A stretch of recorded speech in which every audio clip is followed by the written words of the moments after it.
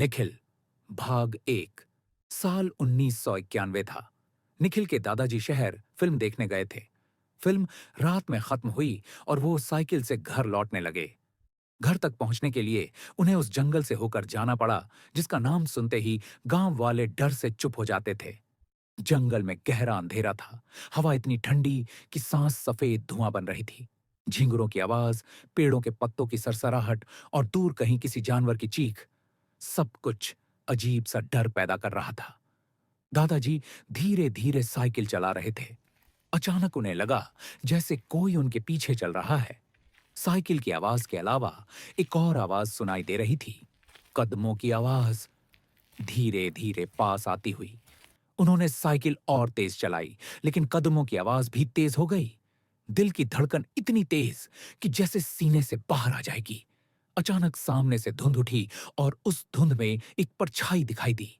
परछाई धीरे धीरे नजदीक आई और रास्ते के बीचों बीच खड़ी हो गई। अब दादाजी साफ देख सकते थे, वो इंसान नहीं, एक चुड़ैल थी। उसके बाल उलझे हुए, इतने लंबे कि जमीन पर घसीट रहे थे। चेहरा झुर्रियों से भरा, आंखें लाल जैसे अंगारे और मुंह से खून टपक रहा था। गांव में कहा जाता था कि ये चुड़ैल लोगों की पक एक आंखें और हाथ खा जाती है। दादाजी के पैरों तले जमीन खिसक गई। उन्होंने साइकिल छोड़ दी और भागने लगे। जंगल में अंधेरे में उनका पैर फिसला और वो गिर पड़े। जैसे ही उन्होंने सिर उठाया, चुड़ैल उनके सामने खड़ी थी। उसकी हंसी से पूरा जंगल गूंज उठा, एक ऐसी हंसी जो सीधे दिल में डर भर दे। चुड़ैल ने धीरे धीरे अपना हाथ बढ़ाया। उसके नाखून दादाजी के चेहरे के पास चमक रहे थे। उस रात गांव वालों ने जंगल से चीखें सुनी, इतनी भयानक कि किसी की भी रूह कांप जाए।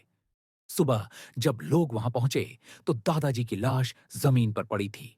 उनकी आंखें और हाथ गायब थे। सिर्फ मिट्टी पर खून के निशान और दादाजी की टूटी साइकिल वहीं पड़ी थी। आज तक किसी को नहीं पता कि वो चुड़ैल कौन थी और क्यों दादाजी की आत्मा को शांति नहीं मिली। गांव के बुजुर्ग कहते हैं, आज भी अगर कोई रात को उस जंगल से गुजरे तो उसे पायल की आवाज और हंसी सुनाई देती है। लेकिन कहते हैं, उस रात दादाजी के मरने से पहले किसी ने जंगल से एक और चीख सुनी थी। वो चीख दादाजी की नहीं थी। तो फिर वो कौन था?